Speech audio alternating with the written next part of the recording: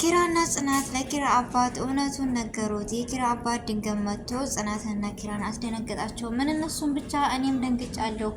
እንኳን እኔ እናንተም ደንግጣችኋል። ያልደነገጠ የለም ብዬ ዛሬ አላስብም፣ አልገምትም። ምክንያቱም የእኔ ስሜት የተሰማው ሁሉም ነው እና ለምንድነው የተደናገጠው? ወይም እኔ እንጃ ብቻ ለምን ደነገጡ? እንዲሁም ኪራና ጽናት እውነቱን ተናግረን በቃ የሆነውን እቀበላለሁ በማለት እሺ ብላ ጽናትም ሁሉን ነገር ነገሩት። ነገር ግን የኪራ አባት መልሱ እኔ እንጃ። ልጅቷን በስነ ስርዓት አውቃታለሁ፣ ጥሩ ልጅ ነች ምናምን፣ ግን እኔ በድህነቷ አፍሮባት ነው ወይስ በማንነቷ አፍሮባት ነው ፈቃደኛ ነው። በመጀመሪያ አሰላሙ አለይኩም ወራህመቱላሂ ወበረካቱ። ወድና የተከበራችሁ ወደ ቻናሌ ቤተሰቦች እንዴት ናችሁ? ደህና ናችሁ ወይ? ከኔ ጋር አልሐምዱሊላህ። እንዲሁም ክርስቲያናት ወንድሞቼ ሰላም ብያለሁ። በያለንበት የዓለም ዳርቻ ሰላማችን ይብዛ። አላህ ሀገራችንን ሰላሟን አንድነቷን ይመልስልን። ሁላችንም በዱዓ በጸሎት እንበርታ። ለዚህ ቤት አዲስ የሆናችሁ ሰብስክራይብ በማድረግ ቤተሰብ ይሁኑ። እንዲሁም ነባር ቤተሰቦች ስለምትሰጡኝ አስተያየትና ላይክ ሸር እያደረጋችሁ ስለምታበረታቱኝ ከልብ አመሰግናለሁ። ዛሬም ነገን ብርታታችሁ አይለየኝ እላለሁ። እንግዲህ ዛሬ እንደተለመደው የጽናት ድራማን ክፍል 64 ወደ እናንተ ይዘን መጥተናል። የጽናት በቃ ምን ብዬ ልንገራችሁ፣ የጽናት ሀዘን ይብቃ፣ ወደ ደስታዋ ትመለስ የምትሉ ሁላችሁም እስኪ በኮሜንት ሀሳባችሁን አሳውቁኝ፣ እንዲሁም ግምታችሁን። ምክንያቱም እንዳያችሁት የኪራ አባት ተበሳጭተዋል ምናምን ነገር እና ኪራ የእናቱን ህመም ሲሰማ መጨረሻ ጽናትና ኪራ አሸንፈው እውነት ባንድ ይቀጥላሉ ወይስ እንዲሁም የአባቱን እንትን ይሰማል ጽናትን ትቶ? ኪራንም አሁን እያስጨነቀው ያለው ነገር ቢኖር የአባቴን ሰምቼ ጽናትን ለመተው ሳስብ ይጨንቀኛል ምናምን እያለ ነው። እንግዲህ እኔ ግን ጽናትና ኪራ ያሸንፋሉ የሚል ሀሳብ ወይም የራሴ ሀሳብ ነው። የእናንተን ደግሞ እስኪ ንገሩኝ። እርግጠኛ ነኝ የኪራ እናት ያኔ በጣም ትደሰታለች ብዬ ተስፋ አለኝ። ለምን ጽናትን በጣም ነው የምትወዳት የምታከብራት። ስለዚህ እምቢ ትላለች የምልበት ተስፋ የለኝም። እናንተስ? እና ይሄ በጣም ነው ደስ ያለኝ ዛሬ እውነቱ ስለተጋፈጠ። ምክንያቱም አንዳንድ ጊዜ ለሰውን ብለን ሆነ ለራሳችን ማንነት ሰውን ስንቀርብ በሙሉ ማንነታችን እና በራሳችን ተማምነን ነው መሆን ያለበት።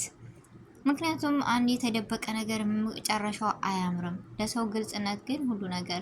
አሁን እንዳያችሁት ምሩና ናሆም በጣም ደስተኛ ሆኖ ነው የሚኖሩት። ነገር ግን እሱንም እያስጨነቀ ያለውና እሷም እየተጨነቀች ያለችው የሆነ ትልቅ ነገር የደበቁት ነገር አለ።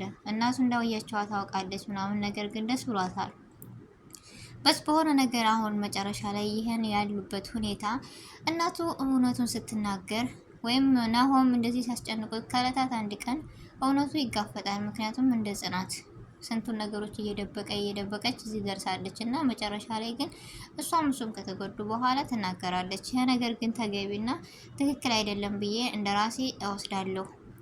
አንድን ሰው ስንቀርብም ሆነ አንድን ሰው ስናወራ በቃ ይህ ሰው የራሳችን ነው፣ ይህ ሰው ጓደኛዬ ነው፣ ይህ ሰው የራሴ የምለው ሰው ነው ብለን ከቀረብን ከነ ሙሉ ማንነታችን ብንቀርብ በግልጽና በሀሳብ በሁሉ ነገር በቃ ከቀረብን ያ ሰው ተስማምቶት እሺ ይላል ወይም ይቀራል። ስለዚህ ሙሉ ማንነትን መናገርና በማንነታችን ባናፈር በጣም ደስ ይለኛል። የተደበቀ ነገር ምንጊዜም ድብቅ ነው። ግልጸኝነት ግን ለወዳውኑ ሊያሳጣህ ይችላል። ነገር ግን ማንነትህን ዝቅ አያደርግም፣ ክብርህን ዝቅ አያደርግም። በቃ በማንነታችን እንድንተማመን ያደርጋል። ስለዚህ ግልጸኝነት እንሆን። አሁንም የምለው ይህን ሁሉ የተናገርኩበት ምክንያት ትልቅ ነገር የደበቁበት የምሩን ህመም ማታቅም የናሆም እናትና ስትሰማ ምን ሊፈጠር ይችላል? አጋስባችሁታል?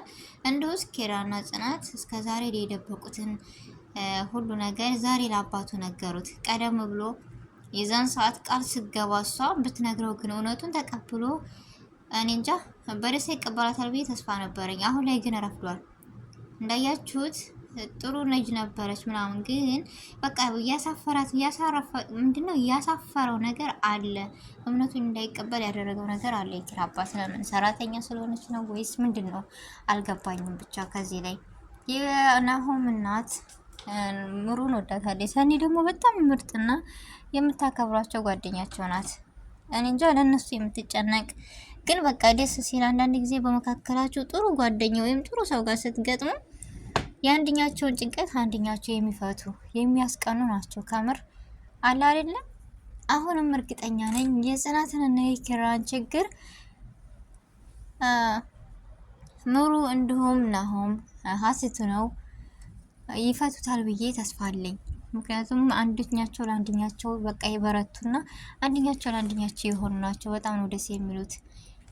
ከነሱ ምን ተማርሽ ብሉኝ ይሄን ነገር ተምሬያለሁ። እና ማስተዋልን በቃ ትዕግስት ሲኖር ሶብር ሲኖር ለሁሉም ነገር የማያልፍ ነገር የለም። አንድ ኮሜንት ያሳቀኛል። ለጽናት ያዘነብክ ለኔም አርከፍክፍልኝ ብላለች። ስለዚህ ጽናት ማለት ይሄን ያለችበት ምክንያት ምንድን ነው? ጽናት ማለት እንደምናውቃት ብዙ መከራና ስቃይ ያሳለፈች ልጅ ነች። ዛሬ ላይ ግን በደስታ ተሞልታለች። ስለዚህ የማያልፍ ነገር የለም፣ ለሁሉም ጊዜ ያለው የሚባለው ነገር ለዚህ ነው። የሆነ ፈተና ሲገጥመን መሶበር፣ ቸኩለን ለመወሰን ነገሮችን መተው መቻል አለብን። ስለዚህ ነገሮችን መቸኮል ወይም ነገሮችን በቸኮልን ሰዓት ብዙ ነገሮች ያመልጡናል ወይም እናጣለን ወይም በቃ ብዙ ነገሮች ያጋጥሙናልና ማስተዋል መቻል አለብን። ትዕግስት መኖር መቻል አለበት። ትዕግስት ካለ ደግሞ ከሁሉም ጋር ተግባብተን የምንኖርበት እና ከሁሉም ጋር ተስማምተን የምንኖርበት አንድና አንድ አማራጭ ነው። እና ለሁላችንም ማስተዋልን ሶብርን ይወፍቀን የምለው ውድ ቤተሰቦች፣ በመጨረሻም የምላችሁ ነገር ቢኖር እስኪ ጥሩ ምኞታችሁን በኮሜንት ወይም ሀሳባችሁን ግምታችሁን አስቀምጡልኝ። መቼም የሰው ልጆች ነንና እናስባለን፣ እናልማለን፣ ግምትም እንገምታለን። የሆነ ነገር አለ አይደለ? እናደርጋለን እንደምንለው በግምትም የሚሳካ ነገር አለ። እና የኪራ እናትስ ኪራ የእናቱን ህመም ሲነገረው ምን አይነት ይወስናል? አንድ ሁለተኛ ደግሞ ኪራና ጽናት ያሸንፋሉ ወይስ ኪራ በአባቱ ማንነት አባቱን ለማክበር ሲል ጽናትን ይተዋታል? እኔ ደግሞ ጽናትና ኪራ ያሸንፋሉ የሚለው ነው የኔ ሀሳብና የኔ ማንነት። የእናንተን ደግሞ ግለጹልኝ እስኪ ምን አይነት እንደሆነ ብትነግሩ ደስ ይለኛል። አስተያየታችሁንም ብታስቀምጡልኝ ደስ ይለኛል። የኔ አስተያየትና የኔ ማንነት ግምት ሀሳብ ይሄ ነው። የእናንተን ደግሞ አስቀምጡልኝ ነው የምለው። ብቻ በጽናት ድራማ እኔ ብዙ ነገሮችን ተምሬያለሁ። ፈተናን በቃ ጎንበስ ብሎ ማለፍን ነገ ላይ ትልቅ ክብር እንደሚሰጥና ነገ ላይ ትልቅ ደረጃ እንደሚያደርሰን ብዙ ተምሬበታለሁ። እና ሁላችሁም ብታዩት ሁላችሁም ብዙ ትምህርት አንድ ነገር ማየት ብቻ ሳይሆን መማር የሚባል ነገር አለ። አንድ ነገር አይተን ከዛ ነገር በቃ ብዙ ነገሮችን አይተን ተለማምደን ምናምን ግን ማለፍ የለብንም። ከዛ ነገር ቢያንስ ከአንድ ነገር ምን ተማርን፣ ምን ወሰድን ብለን ማሰብ መቻል አለብን። ምንም ድራማ ቢሆንም ይሄ ድራማ ግን በቃ መጥፎነት የሌለው ጥሩ ነገሩን በፈተና ላይ መጠንከር ሶብር ማድረግ እንዳለብን የሚያሳይ ነውና ብናየው ብንከታተለው ባይ ነኝ። እኔ የድራማ ደጋፊ ሆኜ ሳይሆን ግን በጣም አስተማሪና በጣም እጅግ የሚወደድ ስለሆነ ፈተናን እንዴት ብለን ማለፍ እንደምንችል ስለሚያስተምረን ነው። እና የዛሬው ቪዲዮ ይህን ይመስል ነበረ። ውድ ቤተሰቦች ሰዓታችሁን ጊዜያችሁን ሰጣችሁ እኔ ጋር ስለቆያችሁ ከልብ አመሰግናለሁ። በአዲስ ቪዲዮ እና በአዲስ ነገር እስከምንገናኝ ድረስ በያለንበት የዓለም ዳርቻ ሰላማችን ይብዛ። ሰላሙ አሌይኩም ወራህመቱላሂ ወበረካቱ።